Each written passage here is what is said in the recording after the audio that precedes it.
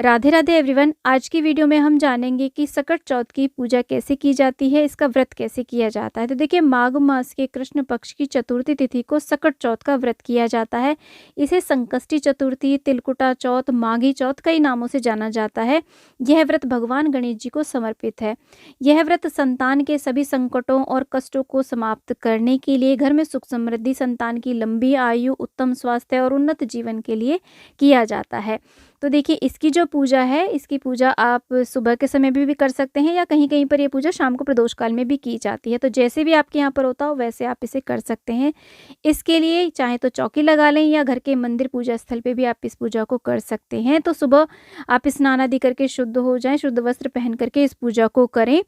चौकी लगा लें, चौकी के ऊपर लाल पीले रंग का वस्त्र बिछा के सुंदर सा सजा लें। फिर गणेश भगवान की कोई भी फ़ोटो हो या मूर्ति हो आपके पास, जो भी मंदिर में विराजमान हो गणेश जी, उन्हें आप फूलों का आसन देते हुए विराजमान कर लें। उसके बाद में एक लोटा लें, उसके कंठ में मौली कलावा बांध के स्वास्तिक बना लें और उसे जल से भर लें।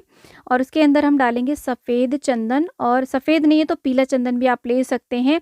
थोड़े से अक्षत यानी कि चावल डाल देंगे और थोड़ा-सा हम इसमें कच्चा दूध डाल देंगे। सकट चौथ में देखिए, तिल का बहुत ज़्यादा महत्व होता है, तो थोड़े से तिल भी हम इस लोटे में डाल देंगे। और साथ में अगर आपके पास देखिए सफ़ेद रंग का फूल हो तो सफ़ेद फूल डालें, नहीं तो आप कोई भी पीले रंग का फूल डाल करके इस लोटे को हम ऐसे पूजा में रख देंगे। रात के समय में इससे चंद्रमा को अर्घ्य दिया जाएगा। साथ में देखिए, सकट चौथ के व्रत में कहानी ज़रूर सुनी जाती है। तो अगर पुस्तक है तो पुस्तक से आप कहानी पढ़ लीजिएगा, नहीं तो आप ये कहानी हमारे चैनल से भी सुन सकते हैं। इस व्रत में कहानी सुनने का बहुत ज़्यादा महत्व है। जिस तरीके से हम करवा चौथ में और अन्य व्रत में कहानी सुनते हैं ना, उसी तरीके से इस व्रत में भी कहानी ज़रूर सुनी जाती है। एक दिया हम देसी घी का जला लेंगे, उसके बाद में जल का छींटा दे करके हम स्नान का भाव करा लेंगे। भाव रूप में सभी को स्नान करा लेंगे, अपने ऊपर भी आप जल का छींटा ले लें। उसके बाद में गणेश भगवान को ऐसे देखिए वस्त्र रूपी हम कलावा समर्पित कर देंगे। साथ में अगर आपके पास देखिए जनेऊ है तो जनेऊ आप चढ़ा दीजिएगा, नहीं तो आप कच्चे सूत को 7 बार लपेट के भी आप चढ़ा सकते हैं या फिर सिर्फ कलावा भी चढ़ा सकते हैं। इसके बाद में हम ऐसे तिलक कर देंगे। गणेश भगवान को चंदन से तिलक करेंगे और जो जल का कलश हमने भर के रखा है उसको भी तिलक कर देंगे, दीपक को तिलक कर देंगे और कथा की जो पुस्तक है इसको भी हम इस तरीके से देखिए टीका कर देंगे, पूजा कर देंगे।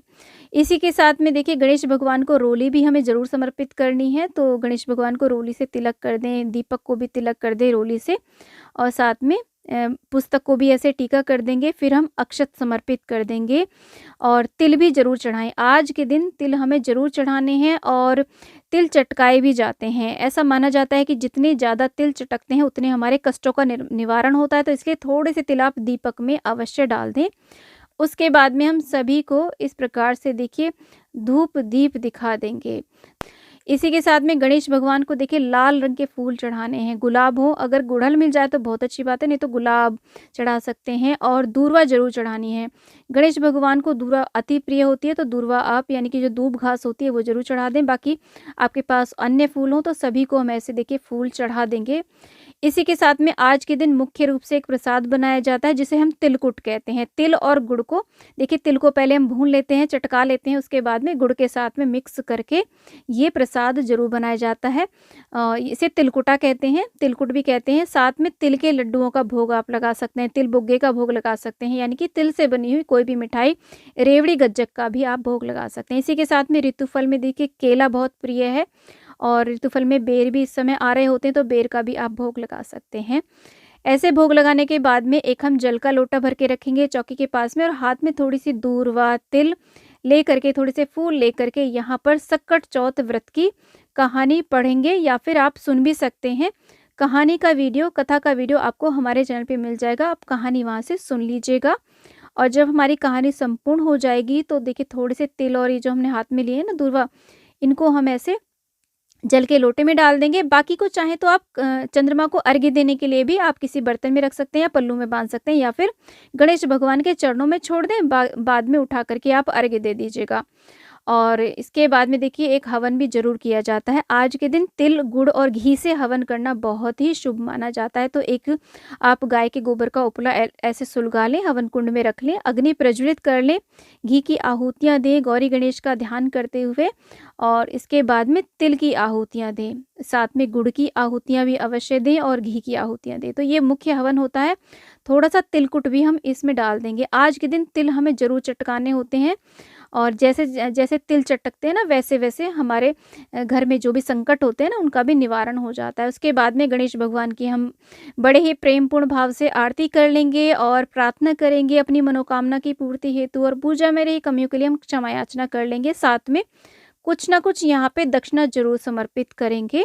अब देखिए कहीं-कहीं पर बायना भी पूजा जाता है, जैसे हम करवा चौथ पे बायना पूजते हैं ना, उसी तरीके से बायना भी ज़रूर निकाला जाता है। सासू माँ के लिए साड़ी, सूट निकाल सकते हैं और ऐसे जल वार देंगे, यानी कि आचमनी करा देंगे जल के छींटे दे करके। और ये जो हमने तिलकुट रखा है, इसे आप बायने के साथ में दे दें, लेकिन उससे पहले हम थोड़ा-सा तिलकुट एक छोटे से बाउल में निकाल लेंगे। इससे रात में जब चंद्रोदय होंगे तो चंद्रमा का पूजन किया जाएगा और व्रत भी खोला जाएगा।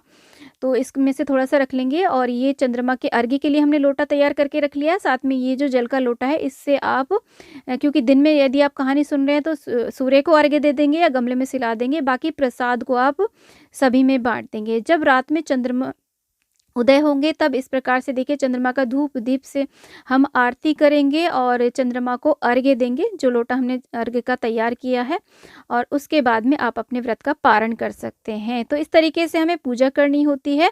देखिए दिन में यदि आपने कहानी सुनी है तो इस चौकी के पास में शाम को भी आप धूप दीप आरती अवश्य करें, और कहीं कहीं पर ये शाम को पूजा की जाती है। तो जैसे भी आपके यहाँ पर होता हो आप वैसे कर सकते हैं। तो अब जान लेते हैं कि सकट चौथ का व्रत हमें कैसे करना होता है। तो देखिए ये व्रत भी हमें अपनी परंपराओं के अनुसार करना होता है। किसी-किसी के यहाँ पर तो पूरे दिन निर्जल रहा जाता है, और रात्रि में जब चंद्रमा का पूजन करने के बाद ही शुद्ध सात्विक भोजन या मीठा भोजन कर लिया जाता है, और किसी-किसी के यहाँ पर दिन में कहानी सुनने के बाद में दूध, चाय, फल आदि ले लिए जाते हैं। फिर शाम को रात्रि में जब चंद्रोदय होता है तो उसके बाद में पूजा करने के बाद में शुद्ध सात्विक भोजन कर लिया जाता है। तो आप अपने बड़ों से पूछ करके जैसे भी आपके यहाँ पर होता हो आप वैसे कर सकते हैं। सकट चौथ के व्रत में तिल का बहुत ज़्यादा महत्व होता है, और इसमें देखिए तिल दान करना, तिल से भगवान की पूजा करना, तिल से हवन करना और तिल का प्रसाद भगवान को अर्पित करना, तिल के पकवान बनाना और तिल के पकवानों का, मिठाइयों का सेवन करना बहुत ही ज़्यादा शुभ माना जाता है। तो तिल का प्रयोग हमें ज़्यादा से ज़्यादा करना है, क्योंकि इसे तिलकुटा चौथ भी कहा जाता है। देखिए कहीं-कहीं पर तो तिलकुट का बकरा बना के भी उसको काटा जाता है, उसकी पूजा की जाती है। तो जैसा भी आपके यहाँ पर होता हो वैसा कर सकते हैं। तो फ्रेंड्स कई सारे कमेंट्स आ रहे थे कि इस वर्ष यानी कि 2026 में हमें ये व्रत कब करना है। तो ये 6 जनवरी दिन मंगलवार को व्रत किया जाएगा, क्योंकि ये जो सकट चौथ है ये मंगलवार के दिन पड़ रही है, तो इसे हम अंगारा की संकष्टी चतुर्थी कहते हैं, जो कि बहुत बहुत ज़्यादा शुभ मानी जाती है। तो फ्रेंड्स सकट चौथ की पूजा का ये वीडियो आपको कैसा लगा मुझे कमेंट बॉक्स में ज़रूर बताइएगा। वीडियो थोड़ा सा भी पसंद आया हो, यूज़फुल लगा हो तो प्लीज़ वीडियो को लाइक शेयर, चैनल को ज़रूर सब्सक्राइब करना, और कमेंट बॉक्स में श्री गणेशाय नमः अवश्य लिखना फ्रेंड्स। हे गणेश भगवान, मेरे प्यारे प्यारे सभी सब्सक्राइबर्स के जीवन के सभी संकटों को हर लेना, सभी के संतानों की सदैव रक्षा करना, इसी आशा के साथ में फ्रेंड्स भगवान गणेश से मैं प्रार्थना करती हूँ। ओम श्री गणेशाय नमः।